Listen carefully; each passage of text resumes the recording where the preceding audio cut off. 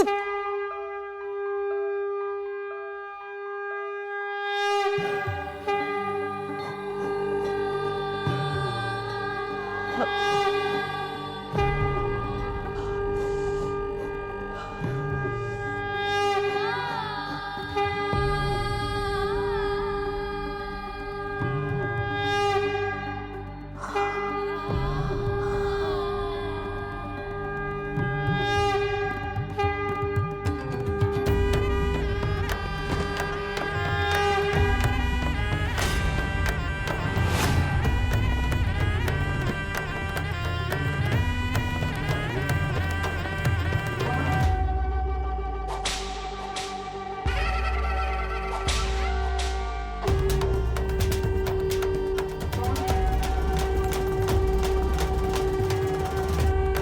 जिवंत आहे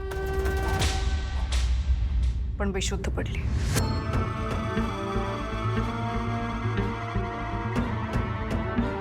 आता ते वाद्य विचित्र वीणा होती ती. कदाचित त्या वाद्यामुळेच विरोचकाला वशीकरणाची शक्ती मिळाली होती आणि आता तो पुन्हा ती शक्ती मिळवण्याचा प्रयत्न करत होता.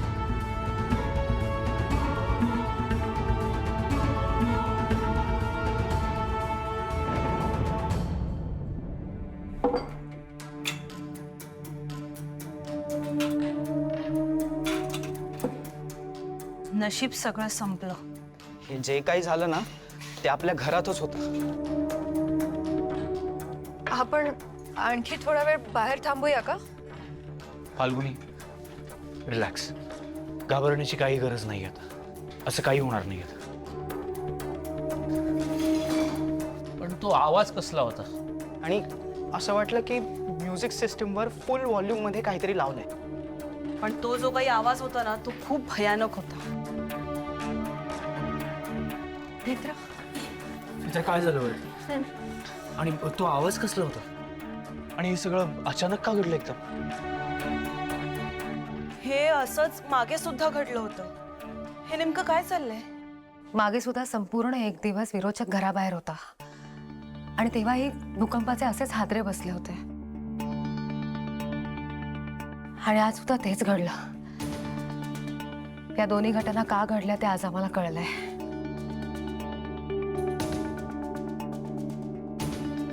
पण हे काही डेंजर आहे का?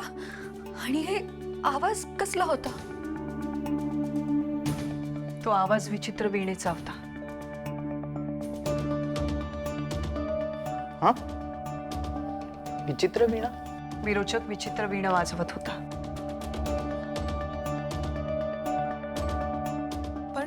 पण हे वाद्य घरात आलंच कसं? काकू घरात आलं सुद्धा आणि गेलं सुद्धा. म्हणजे बाबा, कदाचित विरोचकाने ही वशीकरणाची शक्ती विचित्र वीणा वाजवूनच मिळवली होती आणि आज सुद्धा तो तेच करण्याच्या बेतात होता.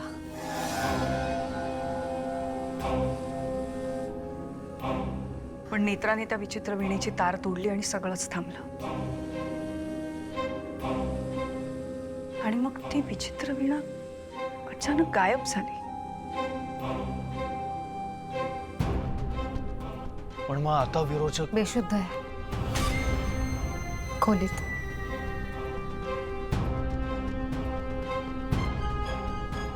आता ती बेशुद्ध आहे तोपर्यंत आपण 5व्या पेटीचा मार्ग शोधायला हवा. पण हे असं पुन्हा नाही ना होणार? काहीच सांगता येत नाही. पण आपण सगळेच अलर्ट राहूयात आता.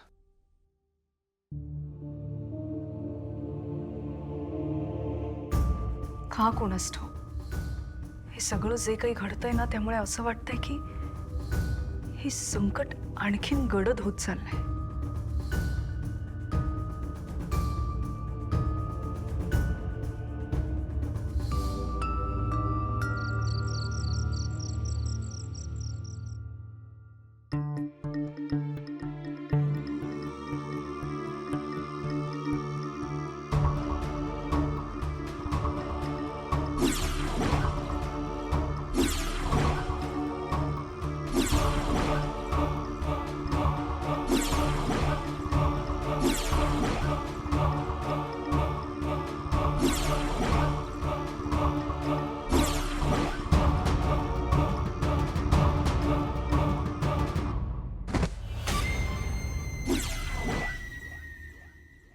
नेत्रा, मी जाऊन बघून आलो. फाल्गुनी आणि काकू एकत्र आहेत आणि बाबा आणि तन्मयच्या रूममध्ये आहेत. सगळ्यांना पुन्हा एकदा वॉर्न केलंय. आणि विरोचक तो रूममध्येच आहे अजून. नक्की बाहेर नाही ना आला? नाही. मी थोड्या वेळाने जाऊन परत बघून येईन. ओके. काय झालं, तू संकेताचाच विचार करत होतीस का? सगळ्याचाच. मला आलेला संकेत विचित्र विणा. काय भयानक आवाज होता तो. नेत्रा, पण मला सांग, विरोचक पुन्हा असं काही करणार नाही म्हणजे ती वीणा मिळवण्याचा प्रयत्न करणार नाही ना विरोचक पुन्हा? साहेब, जसं आपल्याला 5वी पेटी मिळवायची तसंच विरोचकाला सुद्धा 5वी पेटी मिळवायची आणि त्यासाठी तो कोणत्याही थराला जाऊ शकतो, अगदी कोणत्याही. उद्या असंही होऊ शकतं की विरोचकाकडे वशीकरणापेक्षाही भयानक शक्ती असेल. तर पण मग हे सगळं थांबणार कसं? एकच उपाय आहे, काय? विरोचकाचा अंत. आणि त्यासाठी आपल्याला काहीही करून 5वी पेटी मिळवायलाच लागेल. बघा ना सगळं कसं झालंय. 5वी पेटी मिळवण्यासाठी आपल्याला श्लोकांची उकल करायची, पण काही केलं ते कोडं सुटतच नाहीये. त्यात मला आलेला संकेत विचित्र वेळा. आत्या बरोबर बोलल्या, हे संकट आणखी गडद होत चाललंय. नेत्रा, पण मला खात्री आहे त्या विरोचकाचा अंत आपणच करणार. देवी आईने जी नियती लिहिली आहे तेच घडेल. मी हा विचार करते की मला दिसलेला संकेत आणि ते विचित्र विणा त्यांचा काही संबंध असेल का?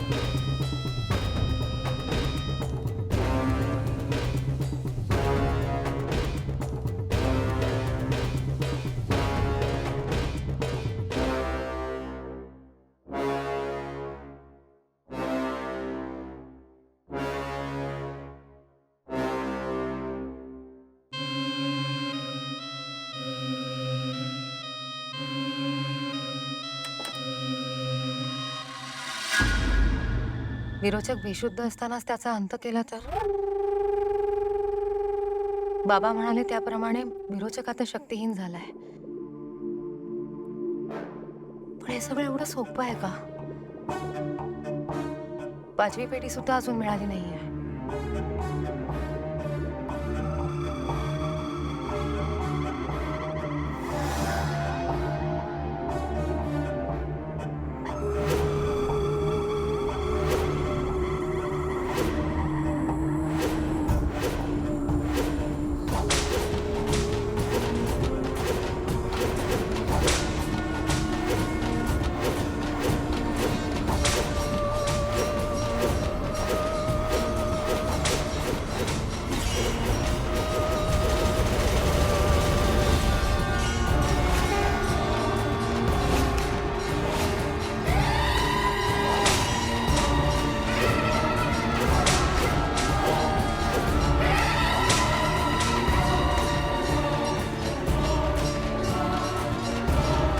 देवीच्या देवळाच्या पायऱ्या.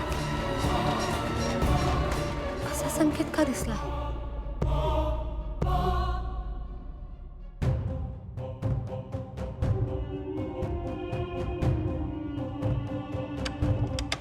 काय झालं नेत्रा? साहेबाला पुन्हा संकेत आला होता. काय दिसलं संकेतात? पायऱ्या, देवी आईच्या देवळाच्या पायऱ्या. देवी आईच्या देवळाशी संबंधित असलेला हा दुसरा संकेत नेत्राला आलाय. पहिल्या संकेतात फक्त देऊळ दिसलं होतं, ह्या संकेतात फक्त पायऱ्या. कुठली घटना नाही, कुठली व्यक्ती नाही. मला असं वाटतं आपण आता लवकरात लवकर देवळात जायला हवं. नेत्रा, पण तुला आबांचा काही फोन आला होता का? साहेब, फोनची वाट बघण्यात काहीच अर्थ नाहीये. दोन्हीही संकेत देवळाशी संबंधित आहेत. आपण वेळ वाया घालवायला नको आता. आता तुम्हाला काय वाटतं, काय करायला पाहिजे? अद्वैत, असं कुठलाच अंदाज बांधता येत नाहीये ह्या बाबतीत. पण मला असं वाटतं की नेत्राला येणारे हे संकेत पंचपेटिकेतल्या 5व्या पेटीशी संबंधित आहेत.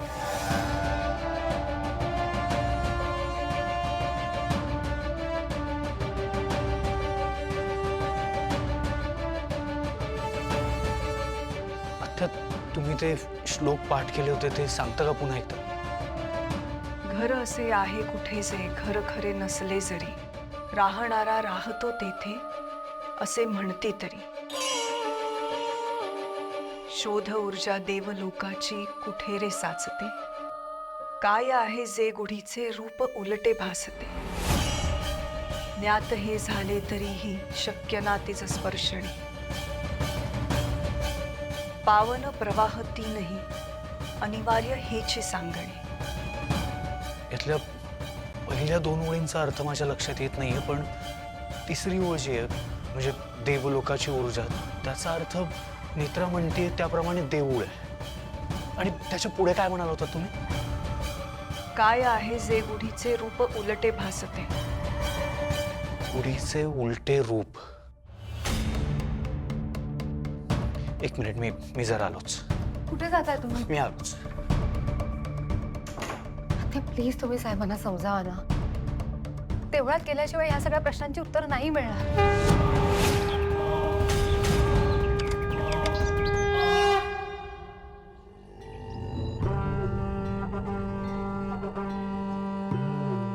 काय आहे जे गुढीचे रूप उलटे भासते.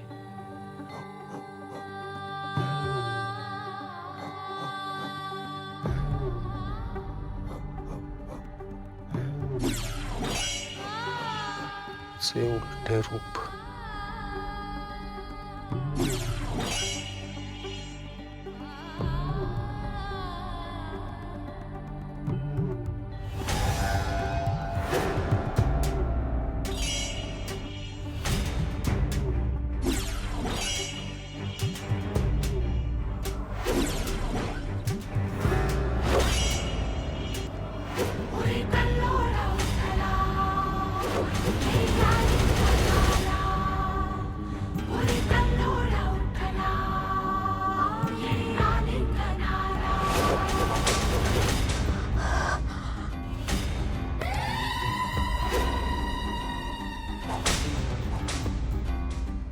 तर काय दिसले संकेत? कळस. देवी आईच्या देवळाचा कळस.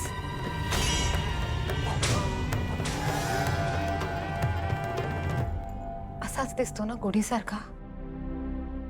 शोध ऊर्जा देवलोकाची कुठे रे साचते, काय आहे जे गुढीचे रूप उलटे भासते. 5वी पेटी देवी आईच्या देवळाच्या कळसात आहे.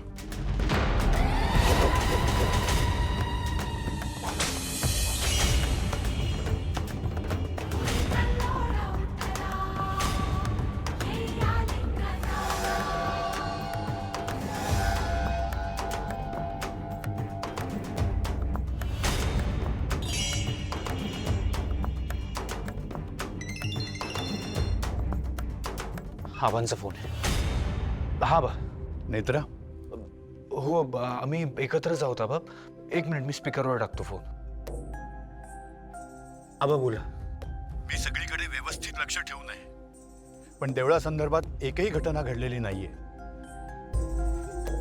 आणि तुला आलेला तो संकेत, त्याचाही अर्थ मला काही कळत नाहीये ग. आबा, आम्हाला संकेताचा अर्थ कळलाय. देवी आईनेच कोडं सोडवलं. म्हणजे आबा, पंचपेटिकेतली 5वी पेटी देवी आईच्या देवळाच्या कळसात आहे. कळसात? हो आबा. नेत्रा, जे गावकरी तुला देवळात जायलाही विरोध करतात ते तुला तुला कळसाला कसा स्पर्श करू देतील ग? आबा पण 5वी पेटी लवकरात लवकर मिळवायला हवी, नाहीतर आमच्या आधी बिरोचक ती पेटी मिळवेल. अगं पण मामा दुसरा कुठलाही पर्याय नाहीये आपल्या समोर. हे करावंच लागेल. हे बघ, गावकऱ्यांना कळू न देता नेत्राला कळसापर्यंत पोचावंच लागेल. हे खूप अवघड आहे. नेत्राला देवळाकडे जाताना जर कोणी पाहिलं तर सगळी गावकी जागी होईल. आबा तुमचं बरोबर आहे, पण या सगळ्याचा विचार आपण नंतर करूया. आम्ही आताच्या आता बाबूशी यायला निघतो. नाही, आज नको. आबा पण मी इथली गावातली सगळी परिस्थिती बघतो आणि मग तुम्हाला कळवतो. ठीक आहे आबा, आम्ही उद्या येतो. ठीक आहे. आबा पण उद्या कुठल्याही परिस्थितीत कळसापर्यंत पोहोचायलाच हवं.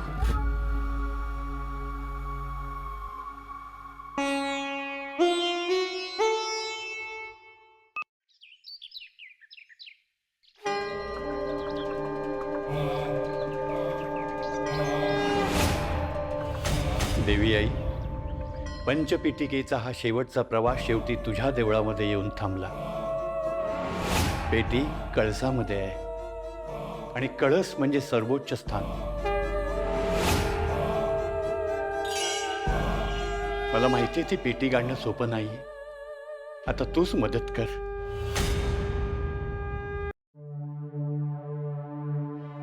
असे वैराण नैराश्य येत प्रवासात पुन्हा. शोध पंचपेटिकेचा त्वरे साधकांनी घ्यावा. वरदहस्त साक्षात देवी तुला दे, अरे सारथी तूच साक्षात आहे. वधणे विरोचक तुझे कर्म आहे, जपणे जलाला तुझा धर्म आहे. संच पंचपेटिकेचा आधी उघडोनी वाचावा. ग्रंथ तेव्हाची देवीच्या पायी पुन्हा द्यावा. वरदहस्त साक्षात देवी तुला दे, अरे सारथी तूच साक्षात आहे. तिला स्पर्शता जर कुणी दुष्ट शक्ती, पराभव तुझा हेच जाणून घ्या. जन्म झालासे ज्या पायी, जाणा मर्म त्या कर्माचे. उद्धारुनी अवघी सृष्टी, पांग फेडा त्रिनयनाचे.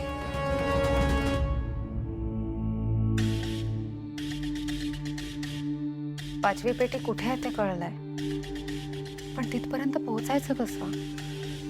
देवी आई, मार्ग दाखव.